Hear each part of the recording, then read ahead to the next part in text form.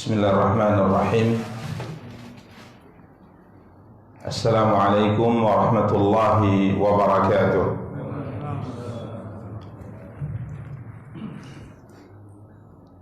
Alhamdulillahi rabbil alamin. Wassalatu wassalamu ala ashrafil anbiya'i wal mursalin, nabiyyina Muhammadin wa ala alihi wa sahbihi ajma'in. Asyhadu an la ilaha illallah wahdahu la syarika lah, wa asyhadu anna Muhammadan abduhu wa rasuluh, sallallahu alaihi wa ala alihi wa ashabihi wa man ihtada bihadihi wastanna bisunnatihi ila yaumiddin wa sallama tasliman katsira, amma ba'du. Ikhwani wa akhawati kaum muslimin, kaum muslimat rahimani wa rahimakumullahu jami'a. Alhamdulillah, puji dan syukur senantiasa kita ucapkan untuk Allah Subhanahu wa taala atas nikmat dan karunia yang diberikan oleh Allah Subhanahu wa taala untuk kita semua. Salawat beserta salam semoga senantiasa dilimpahkan oleh Allah untuk junjungan dan panutan kita Nabi Allah yang mulia Muhammad sallallahu alaihi wasallam. Ikhwani wa akhawati kaum muslimin, kaum muslimat rahimani wa rahimakumullahu jami'a. Biidznillah, pada kesempatan yang berbahagia kali ini kita akan kembali melanjutkan kajian dan pembahasan kita, mencoba untuk membaca dan menjelaskan karya besar yang ditulis oleh Al-Imam Abu Isa Muhammad Ibnu Isa Ibnu Sawrah At-Tirmidzi rahimahullahu ta'ala. Para ikhwah dan akhwat yang dimuliakan dan dirahmati oleh Allah Subhanahu wa ta'ala, pada pertemuan yang lalu hadis terakhir yang alhamdulillah kita bahas, hadis nomor 92 yang terakhir, bab ke-69.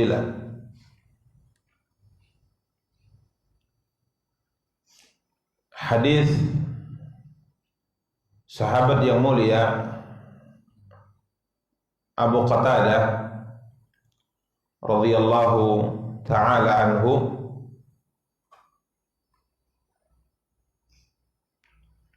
berkaitan dengan su'ril hirrah, jilatan kucing, di mana Nabi sallallahu alaihi wa alihi wa sahbihi wasallam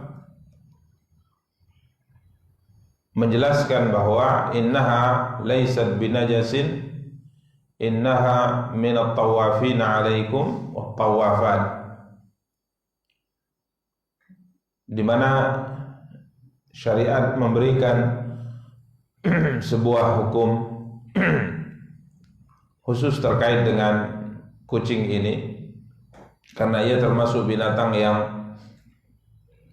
hidup di sekitar manusia, sehingga sulit untuk menghindar dari sisa makanan yang dimakan olehnya atau sisa air yang diminum olehnya atau dijilat olehnya. Sehingga akhirnya Nabi sallallahu alaihi wasallam menjelaskan innaha laysat binajas. Ya, sungguhnya sisa makan atau minumnya itu tidak najis. Ya, jilatannya tidak najis, berbeda dengan hadis nomor 91 yang menjelaskan tentang jilatan anjing. Kemudian Nabi sallallahu alaihi wasallam bersabda, innama hiya min at-tawafin 'alaikum aw at-tawafat. Ya, termasuk binatang yang berada di sekitar kalian. Jadi sulit untuk menghindar dari jilatannya. Namun pada pertemuan yang lalu kita telah jelaskan, mayoritas para ulama menghukumi najis kencingnya dan kotorannya, ya. Jadi kencing dan kotorannya adalah najis, ya. Demikian para ikhwah dan akhwat yang dimuliakan dan dirahmati oleh Allah Subhanahu wa taala. Kemudian insyaallah pada kesempatan yang berbahagia kali ini kita akan masuk pada bab ke-70, hadis 93, bab al-mashu 'alal khuffaini, bab mengusap dua khuf, mengusap dua khuf. Yang maksud dengannya adalah dalam wudu.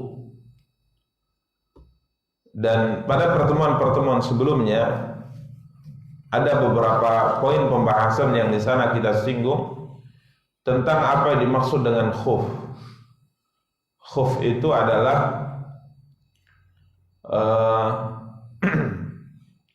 alat yang dipakai di kaki oleh orang-orang yang ada di Jazirah Arab dahulu, khususnya di musim dingin.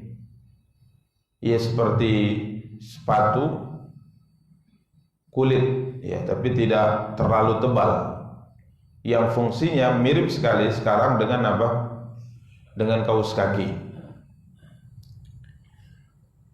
Para ikhwah dan akhwat yang dimuliakan dan dirahmati Allah, sebagaimana kita maklumi dari apa yang telah ditetapkan oleh Allah Subhanahu wa taala dalam syariat wudu.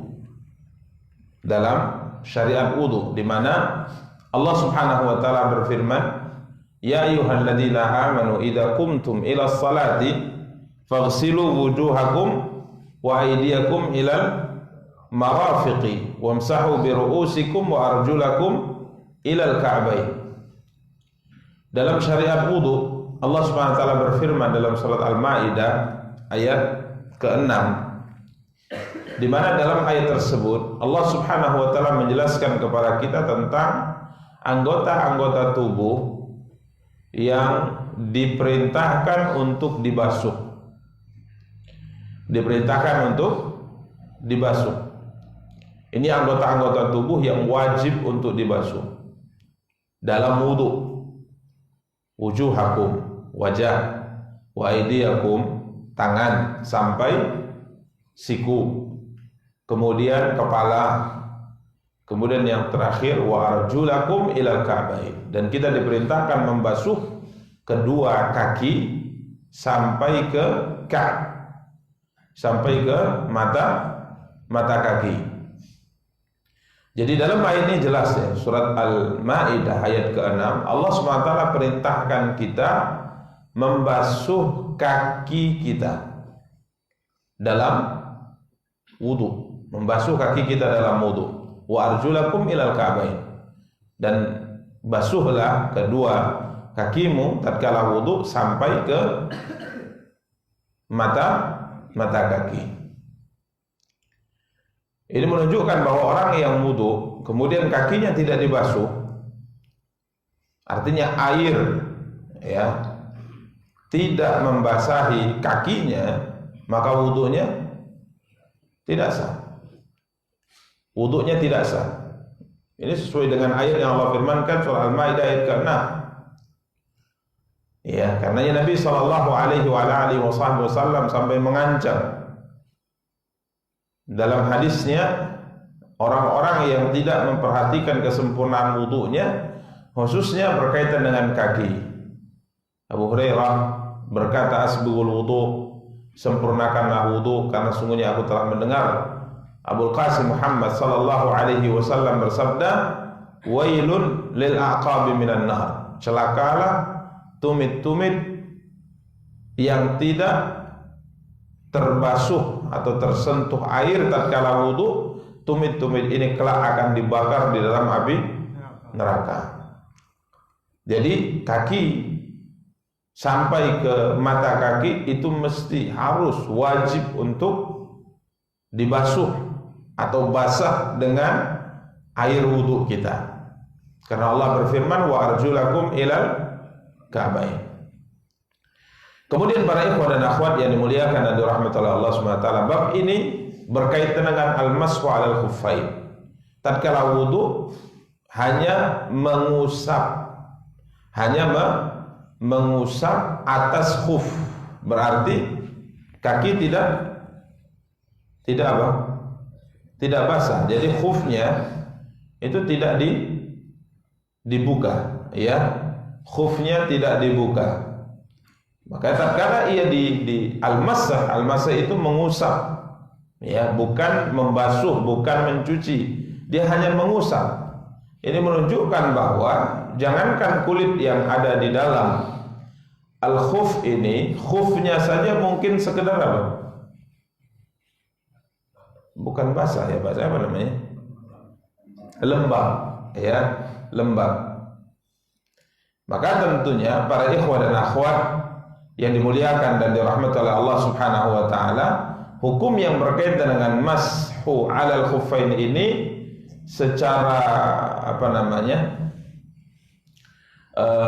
Zahir itu tidak sejalan dengan apa yang Allah Subhanahu wa taala firmankan dalam surah Al-Maidah ayat 6. Al-Maidah ayat 6.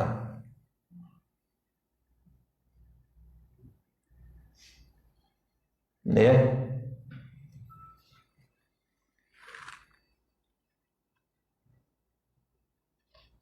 Tidak sejalan dengan Al-Maidah ayat 6.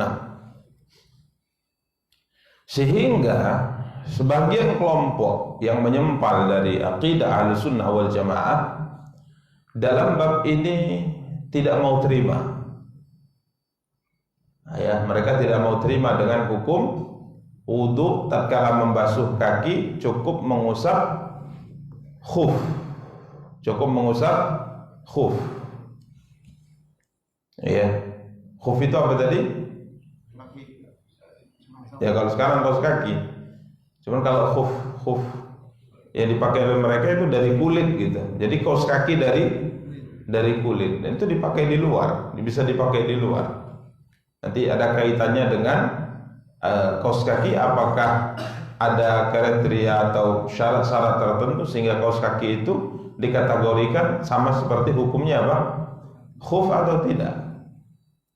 Karena khuf itu tebal ya, memang dari kulit gitu. Persis seperti sepatu. Kalau sepatu kan sangat tebal sekali. Tapi kalau ini dia bisa digulung gitu kan. Tapi bentuknya seperti apa? Seperti sepatu tapi dari kulit. Ya. Ini para ikhwan dan akhwat. Jadi sebagian kelompok yang menyempal dari akidah Ahlussunnah, mereka tidak mau terima dengan hukum ini. Ini jelas-jelas bertentangan dengan Maidah ayat 6. Wa arjulakum ilal ka'bain. Kemudian mereka menolak hadis ini. Ya, menolaknya bukan karena dari sisi sanadnya, dari sisi ilmiah, tapi menolaknya karena menurut mereka, secara logika mereka tidak benar hadis seperti ini. Sehingga para ikhwah dan akhwat yang dimuliakan dan dirahmati Allah, sebagian ulama Ahlussunnah tatkala menetapkan akidah Ahlussunnati wal Jamaah, memasukkan masalah fikih ini ke dalam urutan akidah yang wajib diimani oleh seorang muslim. Padahal ini pembahasan apa? Pembahasannya akidah atau fikih ini? Fikih, tapi dimasukkan oleh mereka oleh para ulama kita dalam urutan perkara-perkara yang diyakini oleh Ahlussunnati wal Jamaah. Mereka mengatakan wa naral masha 'alal khuffaini. Kami atau kita Ahlussunnah berkeyakinan dalam wudu boleh mengusap apa? Khuf.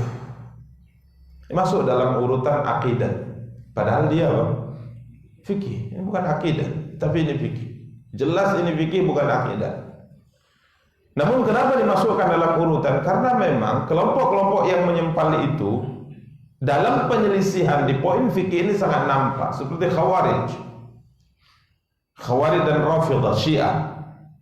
Mereka tidak mau menerima hukum ini, padahal hukum ini jelas dalam apa? Hadis. Jelas dalam hadis dan tidak bertentangan.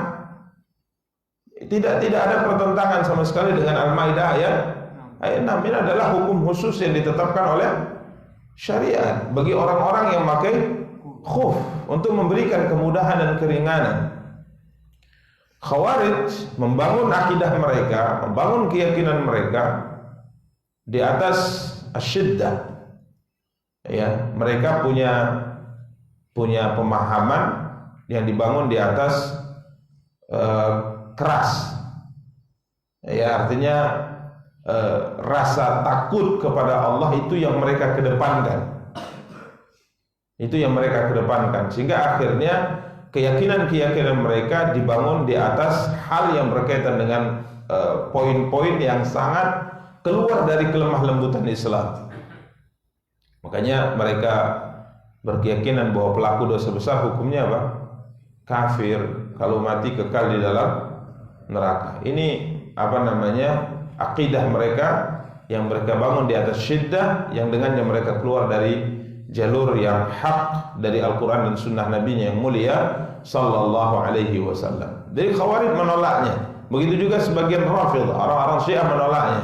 Ahlu Sunnah menetapkannya, bahkan memasukkan poin ini dalam urutan akidah yang harus diyakini. Masalahnya bukan hanya sekedar masalah mengusap khuf tatkala wudu, akan tapi ini adalah permasalahan yang hadisnya itu datang dengan tegas, jelas tentang bolehnya mengusap kedua khuf di saat apa? Wudu. Ya, demikian para ikhwah dan akhwat yang dimuliakan dan dirahmati oleh Allah Subhanahu wa taala. Hadis ke-93 dari Hammam bin Harith, dia berkata, Bala Jarir bin Abdullah summa tawadda'a wa masaha ala khuffai. Jarir bin Abdullah buang air kecil, ya. Kemudian beliau wudu dan mengusap kedua khuf. Jadi beliau wudu tangan, kemudian biasa wudu membasuh wajah, ya, kumur-kumur terlebih dahulu, kemudian basuh wajah, kemudian tangan dan seterusnya. Kemudian terakhir tatkala dia membasuh, kala itu beliau pakai apa? Pakai khuf. Beliau pakai khuf. Jadi tatkala membasuh kaki, beliau tidak membuka khufnya. Beliau tidak membuka khufnya, hanya mengusap bagian atas saja.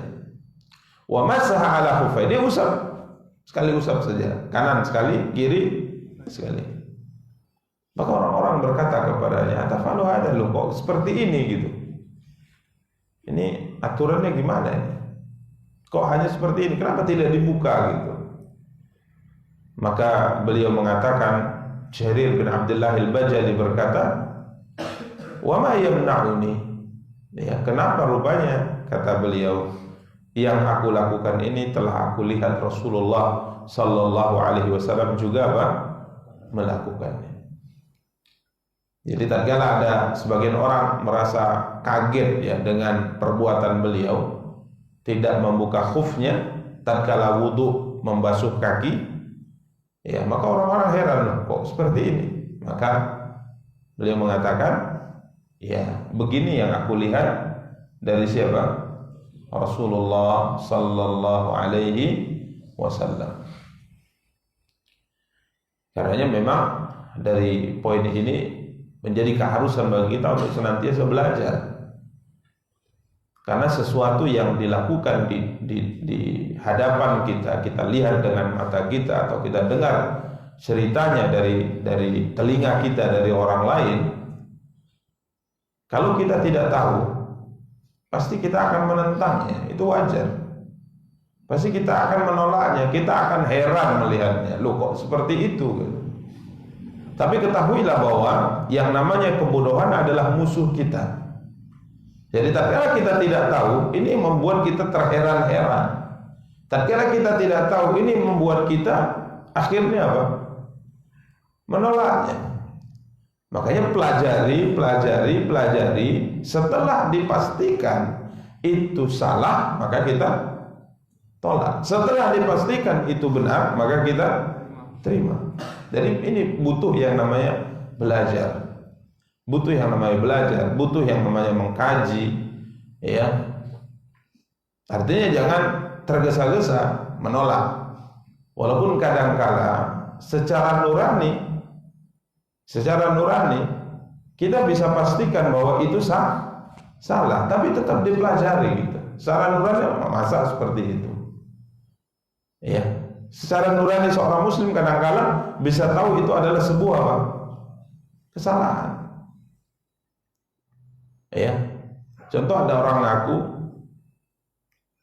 bisa berbicara dengan binatang misalnya. Misal nurani itu terima tidak? Enggak terima. Masa bisa bicara dengan binatang? Ya. Bukankah Nabi Sulaiman alaihissalam beliau pernah berdoa di dalam doanya, Rabbi habli mulkan la yanbaghi li ahadin min ba'di innaka antal wahhab. Ya Allah, anugerahkan kepadaku kerajaan yang tidak Engkau berikan kepada siapapun setelahku. Ini doa siapa? Nabi Sulaiman. Makanya Nabi SAW tatkala beliau sholat diganggu oleh syaitan, diganggu oleh jin, maka beliau memegang lehernya dan mencekiknya sehingga beliau rasakan apa? Dinginnya juluran lidahnya karena dicekik.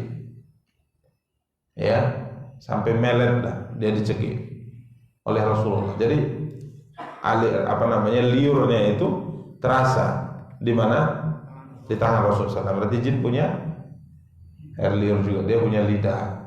Ya, dicekik oleh Nabi. Kemudian Nabi SAW berkata, kalaulah bukan karena teringat dengan doa saudaraku Sulaiman, aku ikat ini jin ini di tiang masjid. Itu malam ya, aku ikat di tiang masjid, besok paginya aku berikan pada anak-anak untuk jadi apa? Permainan mereka. Ya, makanya secara nurani masa paham bahasa binatang, bisa bicara dengan malaikat. Nurani kita menolaknya seperti ini, ya. Walaupun kita kaji gitu, benar nggak orang bisa berkomunikasi dengan malaikat? Bisa, benar tidak orang bisa berkomunikasi dengan apa? Binatang. Sebenarnya bukan berkomunikasi akan, tapi binatang itu kadang-kala bisa dipanggil karena memang dia terbiasa, dia suara itu adalah suara memanggil dia. Apakah orang kalau seandainya manggil ayam semua datang, dikatakan bisa bicara dengan paham bahasa ayam? Enggak. Coba tanya kepada tukang ternak sapi. Suara dia sekali bersuara semuanya datang sapi tadi. Apakah dia kemudian kita katakan paham bahasa sapi? Tidak. Sapi itu tahu suara itu berarti mau ngasih makan. Ya. Kalaulah ini dibenarkan, nanti banyak orang ngaku-ngaku wali semuanya. Misalnya para peternak ya. Ternak lele, kalau tuannya datang, ada gerakan tertentu, keluar lele itu semua. Betul nggak? Apakah dia paham? Oh, banyak adalah wali kalau gitu. Paham bahasa lele, paham bahasa sapi, bahasa ayam, paham bahasa burung. Ya, ini para ikhwah. Ini secara nurani kita menolaknya, tapi coba dikaji dalamnya, jelas sesat, tidak benar. Komunikasi dengan malaikat jelas tidak benar. Tapi tetap kita katakan yang namanya kita manusia itu biasanya adalah musuh dari kebodohan kita. Karena ada sesuatu yang dilakukan di hadapan kita, ada sesuatu yang kita lihat, ada sesuatu yang kita dengar. Kalau kita tidak paham, kita pasti akan menjadi musuh dari apa yang dilakukan tadi. Artinya kita pasti akan menolaknya. Maka cobalah belajar, bertanyalah, baru kemudian kita bisa pastikan ini benar, ini salah. Karena alhamdulillah Islam punya timbangan benar dan salah. Islam punya timbangannya. Ya, timbangannya tidak diserahkan kepada setiap orang, tidak. Timbangannya adalah Al-Quran dan hadis Nabi kita yang mulia sallallahu alaihi wasallam. Coba lihat apa yang terjadi pada seorang sahabat bernama Jarir bin Abdullah al-Bajali. Ini sahabat yang masuk Islam di masa-masa akhir. masuk Islam di masa-masa akhir. Ya, seorang sahabat yang datang dari negeri Yaman dan memiliki wajah yang sangat ganteng, ya. Sampai Nabi SAW mengatakan di wajahnya ada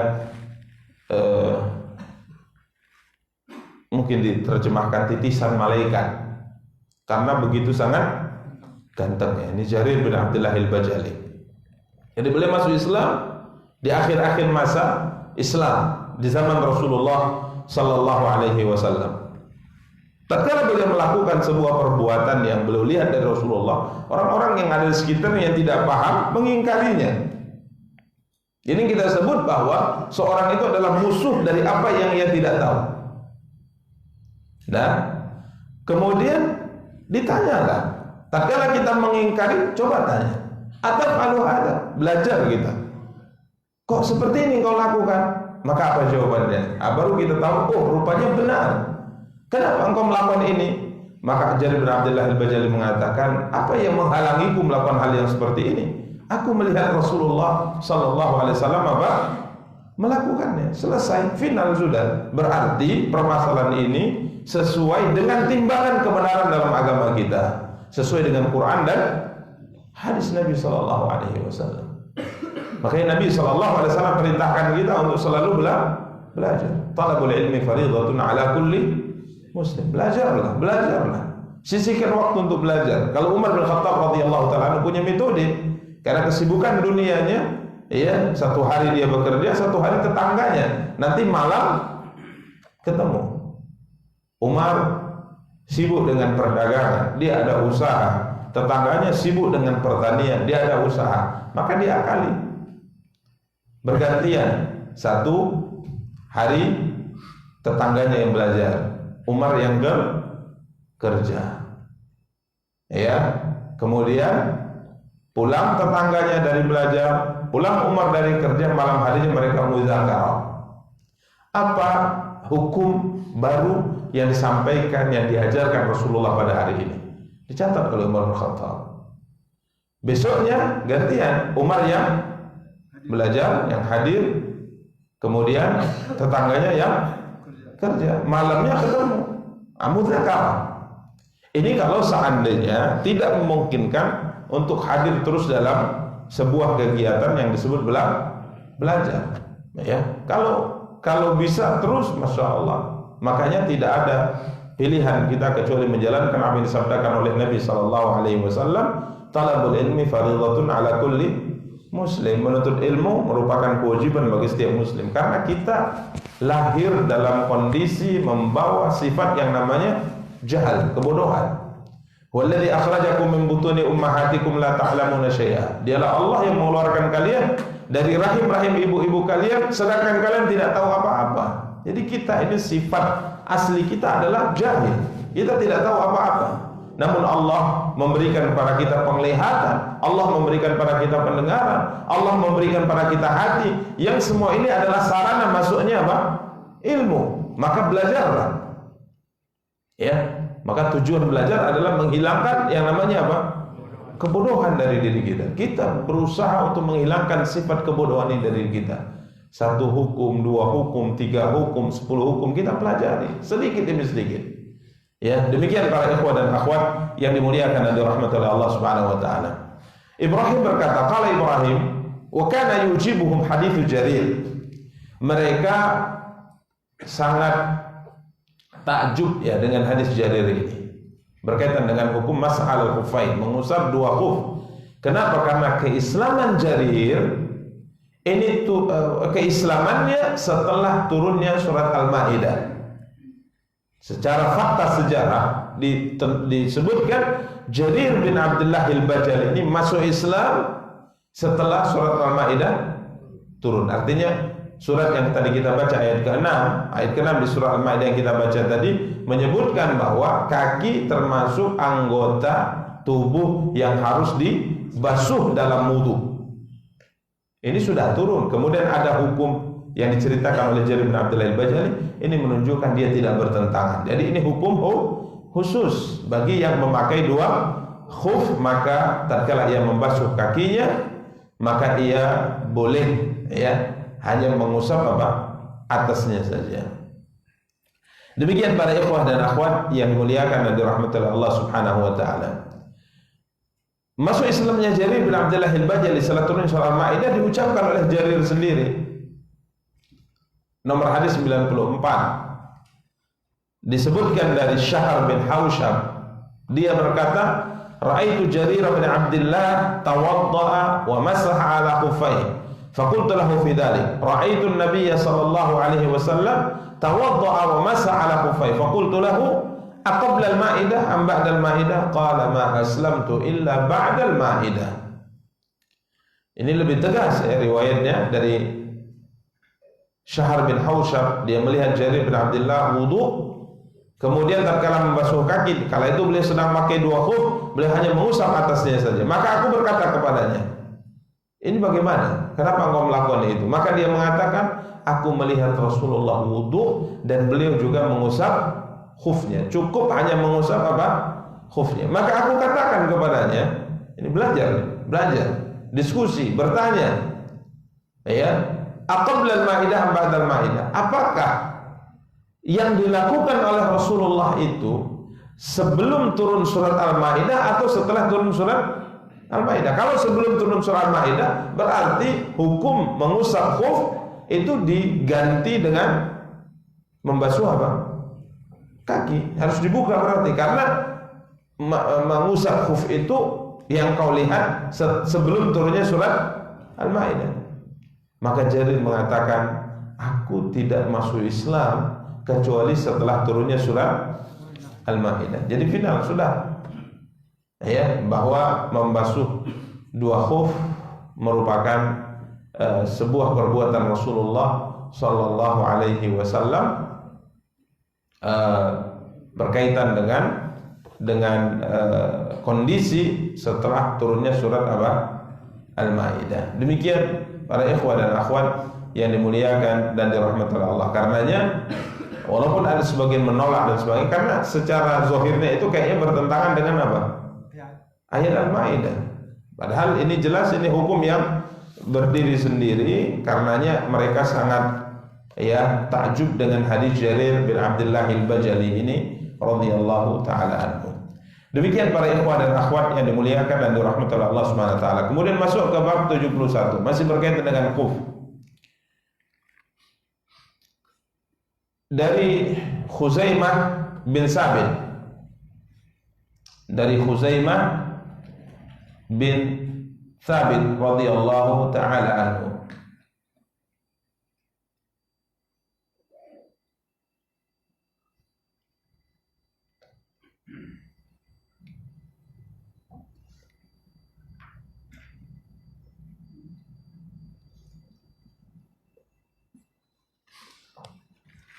beliau sahabat yang persaksiannya dihukumi sama, persaksian dia sendiri dihukumi seperti 2 persaksian.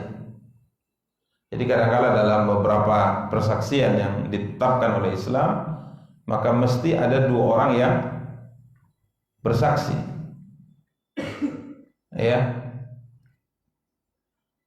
Harus 2 orang yang laki-laki yang bersaksi. Seperti misalnya persaksian dalam hutang piutang. Persaksian dalam hutang piutang. Allah Subhanahu wa taala mengatakan mesti dihadirkan untuk akad hutang tadi 2 orang saksi dari laki-laki yang adil. Kalau tidak ada laki-laki, maka boleh yang bersaksi adalah perempuan, tapi 1 laki-laki mesti digantikan oleh 2 perempuan. Jadi kalau hanya ada 1 laki-laki yang mau bersaksi, kemudian kita ganti yang saksi kedua dengan perempuan, maka mesti 2 perempuan dihadirkan. Berarti 1 laki-laki 2 perempuan. Ini beberapa ketentuan dalam persaksian dalam Islam. Sahabat yang mulia ini, Khuzaimah bin Thabit radhiyallahu taala anhu, dia ditetapkan oleh Nabi sallallahu alaihi wasallam bahwa persaksiannya ini sama seperti persaksian dua orang. Ya, suatu hari Nabi sallallahu alaihi wasallam pernah membeli seekor kuda dari seseorang. Ya, seekor kuda dari seseorang. Sudah deal harganya. Harganya sudah deal, sudah sepakat nih harganya berapa. Kemudian Nabi SAW mengatakan, ayo ke rumah, ya istilahnya demikian, ke rumah, bawa kudamu, nanti saya bayar di sana. Sudah sepakat berapa harga, sekian juta, oke, sudah oke, lihat kudanya cocok, ayo ke rumah, tinggal pembayar. Kan Allah tatkala Nabi pulang untuk mempersiapkan biaya dalam pembelian kuda tadi ditawar lebih mahal oleh orang lain. Ini penyakit nih pedagang. Goyang namanya. Ya. Goyang imannya ya. Lebih mahal, untung nih kan gitu kan. Akhirnya disebutkan dalam riwayat dia ingkari transaksinya dengan siapa? Rasulullah. Belum deal, belum sepakat. Maka Nabi SAW kala itu mengatakan, sudah, tadi kita sudah sepakat. Belum katanya. Maka di sini butuh saksi. Butuh saksi. Maka para ikhwan dan akhwat yang dimuliakan dan dirahmati oleh Allah Subhanahu wa taala, akhirnya Khuzaimah bersaksi. Ya, Khuzaimah bersaksi. Maka kala itu Nabi SAW mengatakan kepadanya, loh, kamu kan tidak ada di situ. Kok bersaksi pula? Dia mengatakan, ya, saya yakin, saya tahu bahwa yang benar adalah kuda tadi jelas sudah engkau beli dengan kesepakatan, tinggal pembayaran saja Rasulullah. Saya bersaksi itu. Maka Nabi kala itu mengatakan, kok engkau bersaksi padahal engkau kan tidak ada di situ tadi. Dia mengatakan, ya, saya bersaksi bahwa engkau jujur, engkau benar. Bagaimana mungkin kami mengingkari terkait dengan masalah yang seperti ini, sedangkan yang lebih aneh dari ini saja kami percaya kok. Ya, turun kepadamu wahyu dari langit, ada malaikat yang datang kepadamu, kami percaya. Masa seperti ini kami tidak percaya? Nabi katakan persaksinya dihukumi dua orang. Ini Khuzaimah bin Thabit radhiyallahu taala anhu wa arda.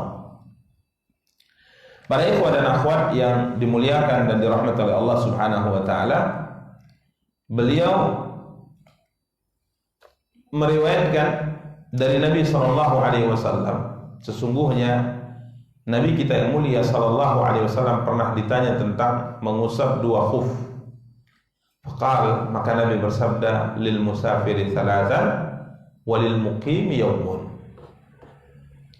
Lil musafiri thalathan walil muqimi yaumun. Waktu boleh mengusap bagi orang yang sedang safar itu 3 hari 3 malam.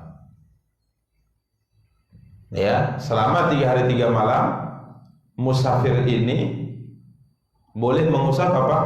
Khuf tatkala wudu. Tak perlu membuka. Walil muqimi yaumun, dan bagi orang yang sedang mukim, ya, tidak bepergian, maka waktu bagi dia boleh mengusap hanya 1 hari 1 malam, 24 jam. Ya, ini para ikhwah dan akhwat yang dimuliakan dan dirahmati oleh Allah Subhanahu wa taala. Ini waktunya. Ya, kemudahan diberikan untuk musafir 3 hari, untuk mukim 1 hari. Kemudian hadis Safwan bin Assal 96, ya. Ini masuk bab 71, bab mengusap 2 khuf untuk musafir dan mukim, terkaitan dengan waktu dibolehkannya hanya mengusap khuf tadi tatkala wudu. Nomor hadis 96 dari Safwan bin Assal radhiyallahu taala anhu, karena Rasulullah memerintahkan kami tatkala kami safar, alla nanzi'a khifafana thalathata ayamin wa layaliyahun illa min janabah walakin min ghaitin wa baulin wa naumin. Nabi SAW memerintahkan kami untuk tidak membuka khuf kami selama 3 hari tatkala bersuci. 3 hari dengan malamnya, 3 malam. kecuali kalau junub. Jadi hadas besar itu mesti dibuka. Kalau hadas kecil, beliau katakan ghaid, buang air besar, baul, buang air kecil atau tidur, ini hadas kecil, maka cukup mengusap apa? Khuf saja. Tapi kalau hadas besar seperti mandi janabah, apakah wanita yang haid ataukah laki-laki yang junub, ya, maka tatkala ia ingin mengangkat atau membersihkan dirinya dari hadas besar, maka khuf ini harus dibuka. Harus dibuka. Kalau untuk hadas kecil cukup mengusap khuf saja. Demikian para ikhwah dan akhwat yang dimuliakan dan dirahmati oleh Allah Subhanahu wa taala. Baik, ini kaitan dengan waktu sudah kita pahami. Musafir 3 hari 3 malam, mukim 1 hari 1 malam. Kemudian bab ke-72. Bab ke-72. Bab mengusap khuf atas dan bawahnya. Namun hadisnya dhaif ini. Lemah hadisnya. Dari Mughirah bin Syu'bah, sesungguhnya Nabi SAW mengusap atas khuf dan bawahnya. Jadi yang diusap apa? Dalam hadis yang dilemahkan oleh ulama ini, atas dan juga bawahnya. Ya, tapi hadisnya lemah. Kita teringat dengan perkataan Ali bin Abi Thalib radhiyallahu taala yang menjelaskan bahwa agama tidak dibangun di atas logika. Agama tidak dibangun berdasarkan apa? Logika. Namun agama dibangun berdasarkan Quran dan hadis. Jadi apa yang ditetapkan oleh Quran dan hadis, sekalipun secara zahir menurut sebagian bertentangan dengan logika, maka buang logika, terima Quran hadis. Sebenarnya tidak ada Quran dan hadis bertentangan dengan logika, akan tapi logika kita yang terbatas melihatnya bertentangan. Itu saja masalahnya. Ya, secara logika tidak diterima gitu. Secara logika siapa gitu. Makanya agama itu tidak dibangun dari logika. Karena kalau dibangun dari logika atau akal atau akal siapa yang dijadikan sebagai standar kebenaran sebuah permasalahan? Karena akal kita beda. Benar menurut saya belum benar menurut kamu. Ya, benar menurut semua orang belum benar menurut orang yang lainnya. Makanya standar kebenaran itu bukan akal, akan tapi apa? Quran dan hadis Nabi sallallahu alaihi wasallam. Karena Ali bin Abi Thalib berkata, "Lau kana ad-dinu bir-ra'i, lakana asfala khufi aula bil mashi min a'lahu." Kalau seandainya agama ini dibangun di atas akal manusia, logika manusia, maka tentunya mengusap khuf yang paling layak itu bukan mengusap atasnya, tapi mengusap bawahnya. Karena bawahnya yang kotor, atasnya tidak kotor. Tapi agama tidak dibangun di atas logika manusia. Agama dibangun di atas perkataan Allah dan sabda siapa? Rasulullah SAW. Ini pelajaran yang diambil oleh para sahabat dalam perjalanan panjang mereka bersama dengan siapa? Rasulullah SAW. Akhirnya mereka paham benar bahwa dalam penentuan sebuah hukum dalam agama, ketetapan dalam agama, maka yang dikedepankan adalah apa yang diperintahkan dan difirmankan oleh Allah, apa yang diperintahkan disabdakan oleh siapa? Rasulullah SAW. Sering kita ulang-ulang terkait dengan kasus perjanjian Hudaybiyah. Ini perjanjian Hudaybiyah sangat luar biasa pelajaran diambil oleh para sahabat sampai mereka kemudian menyimpulkan, memberikan pesan kepada generasi setelahnya, ittahimu ar-ra'ya fid din, tuduh pendapat dan akal kalian dalam urusan agama. Artinya jangan kalian jadikan akal kalian, pendapat kalian kalau sudah berkaitan dengan agama jangan kalian anggap itu yang benar. Tidak. Ittahimu ar-ra'ya fid din. Berhati-hati kalian dengan akal, logika kalian dalam kaitan urusan apa agama. Sungguh kata beliau, ya, Sahal bin Hunayf radhiyallahu taala anhu berkata demikian. Dia mengatakan, sungguh kata beliau, kalau seandainya hari itu saya mampu menolak sabda Rasulullah, saya akan tolak, karena menurut saya tidak masuk akal itu sabda Rasulullah. Enggak diterima oleh akal kami, enggak kami terima dengan logika kami hari itu. Kalau saya punya kemampuan menolaknya, saya akan tolak itu. Bagaimana tidak? Tatkala Nabi SAW berangkat dengan membawa 1.400 pasukan, 1.400 sahabat. Ini jumlah yang tidak sedikit. Islam waktu itu sudah kuat. Telah berlalu perang Khandaq. Ya, telah berlalu perang Khandaq. Perang Khandaq adalah perang besar. Mereka mengerahkan kekuatan maksimal mereka untuk menghabisi Nabi dan kaum muslimin. Mereka tidak mampu melakukannya. Itu kekuatan terbesar yang berhasil mereka galang untuk menyerang siapa? Rasulullah itu pun tidak berhasil. Ya, setelah Nabi SAW berangkat untuk umrah, dihalangi. Padahal orang Quraisy itu tidak sanggup lagi sebenarnya melawan siapa? Rasul nggak sanggup lagi melawan Nabi SAW karena kekuatan Nabi itu sudah di atas angin.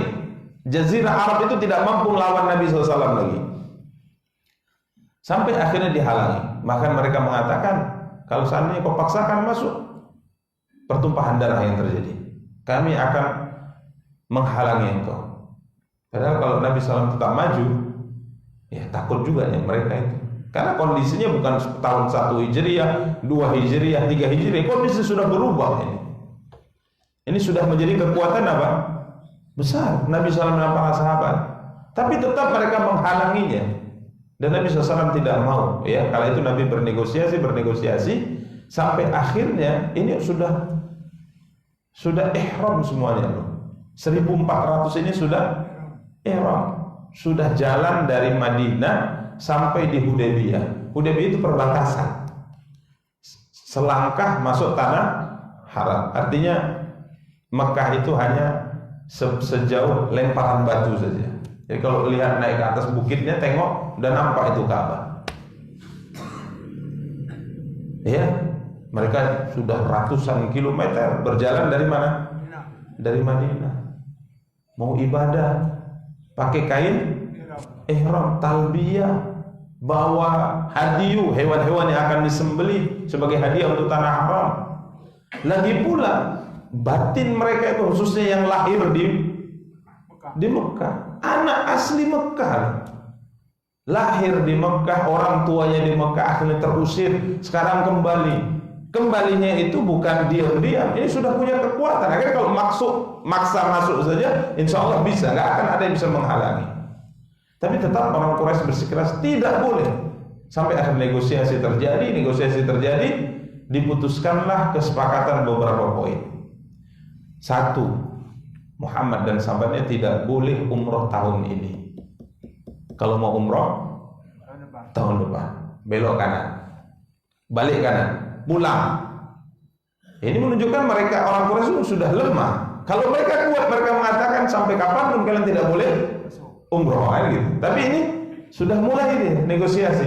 Tahun ini janganlah Muhammad, karena kalau seandainya tahun ini kalian masuk umroh, lanjut, walaupun tinggal selangkah lagi lanjut, apa kata orang Arab nanti? Apa kata bangsa-bangsa? Orang Quraisy sudah lemah ya.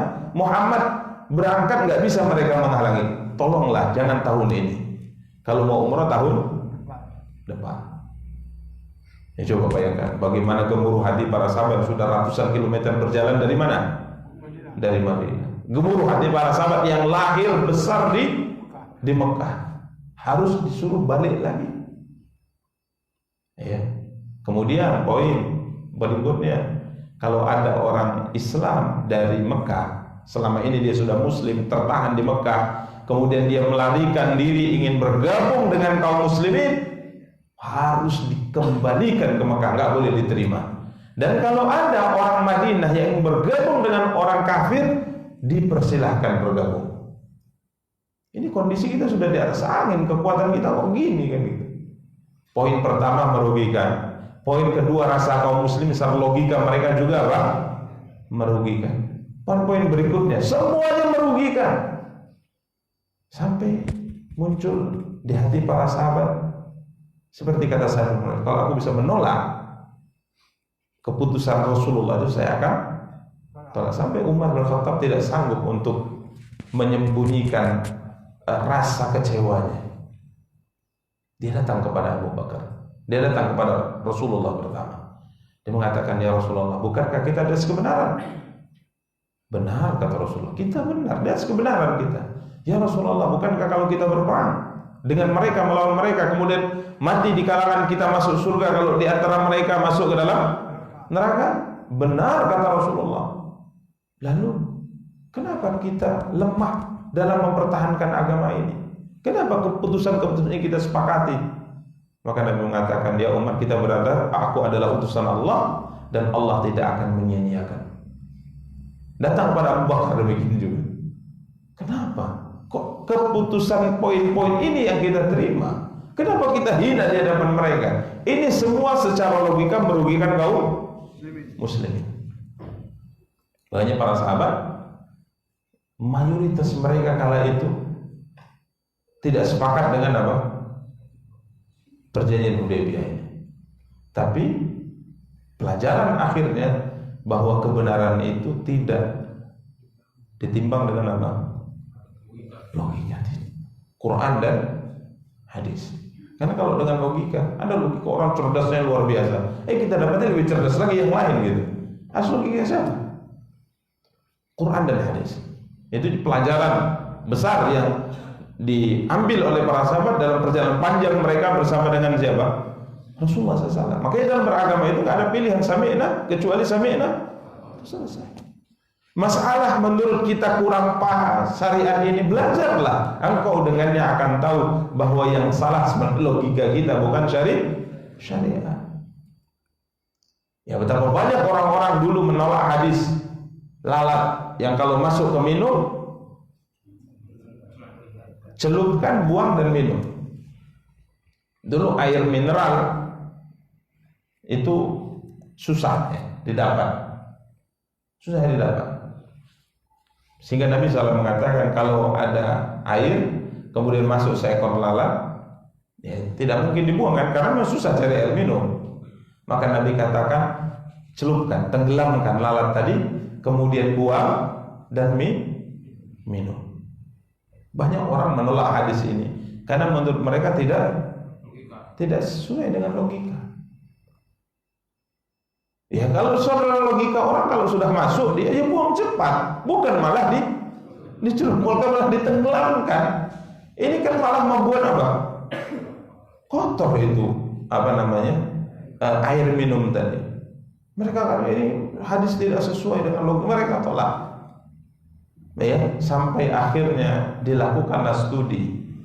Kiranya benar yang disampaikan Rasulullah bahwa lalat tadi tatkala dia jatuh ke air, di dua sayapnya itu ada penyakit dan di satunya ada penawar. Dan dia kalau jatuh di air, terjatuh ke dalam air, dia akan mendahulukan sayap yang ada penyakitnya, sedangkan penawarnya ada di sayap sebelahnya. Maka Nabi perintahkan tenggelamkan supaya jadi netral.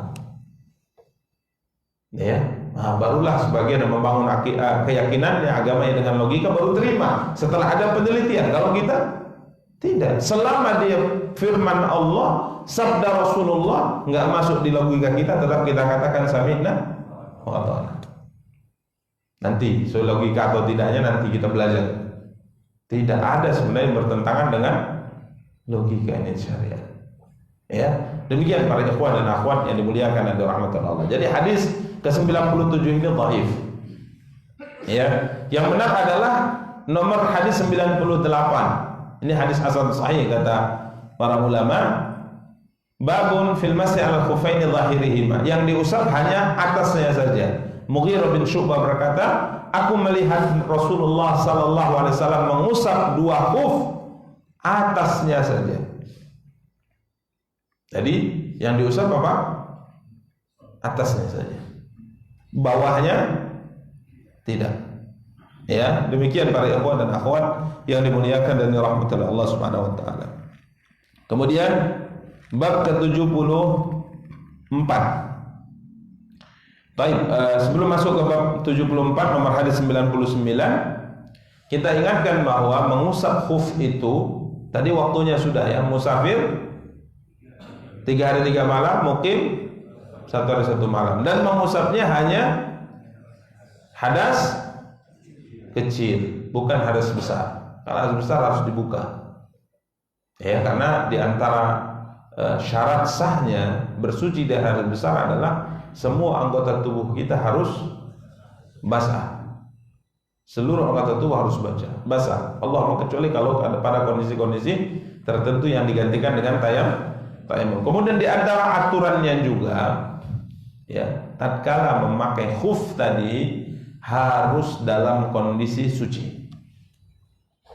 Ini di antara syaratnya. Jadi kalau kita pakai khuf belum wudu kemudian pakai khuf, maka hukum ini tidak berlaku.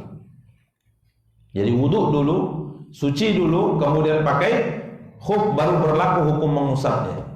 Tapi kalau seandainya memakainya tidak suci, maka tatkala berwudu wajib dibuka. Baik, ini para ikhwah dan akhwat yang dimuliakan dan dirahmati oleh Allah SWT. Kemudian kita masuk bab ke-74, nomor hadis 99.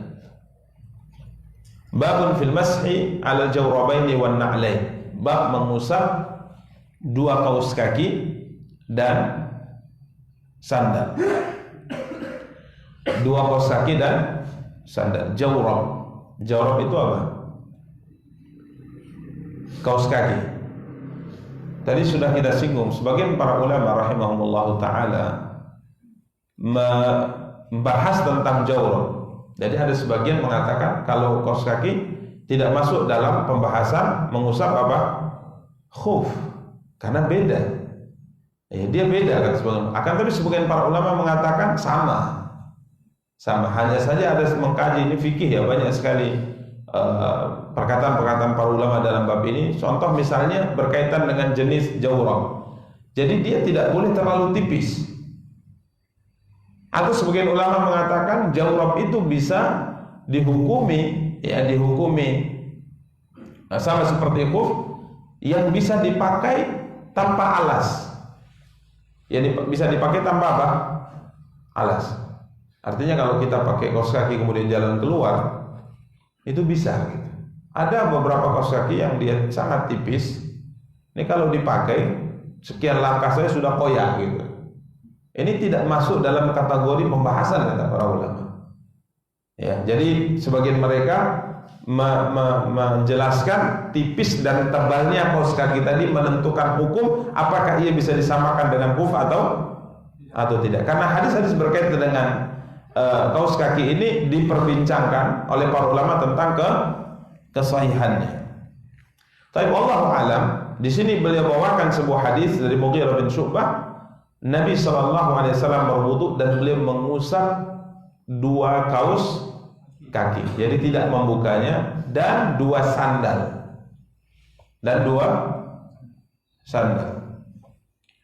Ini kadang-kala orang kalau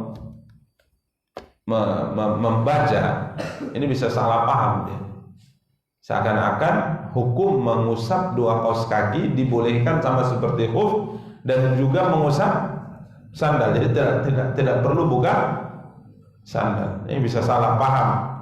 Sepakat semua ulama dalam madhab fikih bahwa mengusap sandal dalam wudu tidak boleh. Tidak boleh. Jadi apa maksud mengusap dua kaos kaki dan dua sandal? Kala itu Nabi memakai kaos kaki dan sandal. Poin inilah yang kemudian dikaji oleh para ulama. Mereka mengatakan bahwa kaos kaki itu hukumnya sama seperti apa? Khuf, walaupun ia tidak bisa dipakai untuk jalan. Karena kalau dikatakan memakai kaos kaki dan sandal berarti tidak mungkin dipakai apa? Sendiri itu kaos kaki. Artinya kita kalau pakai kaos kaki pasti pakai sepatu, pakai kaos kaki pasti pakai sandal. Kan nggak ada orang pakai kaos kaki saja ke sana kemari, kan nggak ada. Tapi kalau khuf ada. Memang itulah fungsinya gitu. Ya, jadi wallahu taala alam, na'lain ini maksudnya beliau tidak mengusap kaki yang memakai sandal, tidak. Akan tetapi kala itu beliau memakai dua kaos kaki sekaligus pakai apa? Sandal. Sehingga pakai ulama mengatakan walaupun dia tipis. Karena kaos kaki itu rata-rata apa? Tipis, ini bisa usap tatkala wudu hukumnya sama seperti apa? Khuf. Ya, demikian para ikhwah dan akhwat yang dimuliakan dan dirahmati oleh Allah Subhanahu wa taala. Jadi boleh ya berwudu hanya mengusap khuf atau kaos kaki sepatu. Sandal sepatu tidak boleh. Sandal sepatu tidak boleh. Yang boleh apa? 2 kaos kaki. Ya, demikian para ikhwah dan akhwat yang dimuliakan dan dirahmati oleh Allah Subhanahu wa taala. Kemudian insyaallah pada pertemuan akan datang kita akan masuk pada pembahasan mengusap imamah. Imamah apa artinya? Sorban. Imamah artinya apa? Sorban. Para ikhwan dan akhwat yang dimuliakan dan dirahmati oleh Allah Subhanahu wa taala, terkait dengan beberapa istilah. Ya, kadangkala kita hanya bisa memahami istilah tadi apabila merujuk kepada definisi yang dipakai oleh para ulama terkait dengan maksud daripada kalimat tadi. Imamah sorban. Di negeri kita memahami sorban dengan pemahaman tertentu. Apakah yang kita pahami dengan imamah yang diartikan sorban tadi sama dengan sorban atau imamah yang dipakai oleh siapa? Rasulullah SAW. Maka ini butuh syarah dia. Butuh syarah. Itu yang sering kita katakan bahwa hanya bersandar. Ya, karena kalau terjemah kadang-kadang kita tahu, tapi yang kita tahu itu tidak sesuai dengan maksud daripada hadis dan Quran tadi. Makanya para ikhwan dan akhwat yang dimuliakan dan dirahmati Allah SWT dalam mengkaji sebuah permasalahan yang mesti dikembalikan pada syarah para ulama, penjelasan yang mana para ulama dalam menjelaskan itu mereka kembali kepada penjelasan para sahabat karena ilmu ini diwarisi dari generasi ke generasi. Nabi menjelaskan para sahabat, sahabat menjelaskan kepada tabi'in, tabi'in menjelaskan atba'ut tabi'in, kemudian atba' tabi'in, seterusnya sampai ke kita. Dan itu semua terjaga. Ya, warisan ilmu ini terjaga dengan baik. Karena ini tidak boleh ya kita memahami agama ini tidak sesuai dengan apa yang dijelaskan oleh para ulama yang mereka warisi ilmu ini generasi demi generasi. Ya, demikian para ikhwan dan akhwat yang dimuliakan dan dirahmati oleh Allah. Insyaallah pada pertemuan akan datang kita akan masuk al-masah alal imamah, mengusap sorban dalam wudu. Sama seperti poin mengusap khuf, mengusap kepala itu juga bahagian dari apa yang diperintahkan oleh Allah dalam surat Al-Maidah. Allah berfirman, "Wamsahu biru'usikum." Usaplah kata Allah kepala-kepala kalian dalam wudu. Kalau kita pakai topi, pakai sorban, pakai penutup kepala, apakah mesti dibuka atau tidak? Nah, ini pembahasan. Kalau kaki tadi kan sudah jelas, pakai khuf atau pakai 2 kaos kaki, apakah harus dibuka? Jawabannya tidak. Dengan syarat dan ketentuan yang sudah kita jelaskan. Karena ada dalil yang berbicara demikian. Kalau untuk kepala, apakah mesti dibuka atau tidak? Maka ini pembahasan insyaallah akan kita kaji pada pertemuan yang akan datang. Semoga yang kita sampaikan ada faedahnya. Kita cukupkan. Subhanakallahumma wa bihamdik, asyhadu an la ilaha illa anta, astaghfiruka wa atubu ilaik. Wassalamualaikum warahmatullahi wabarakatuh.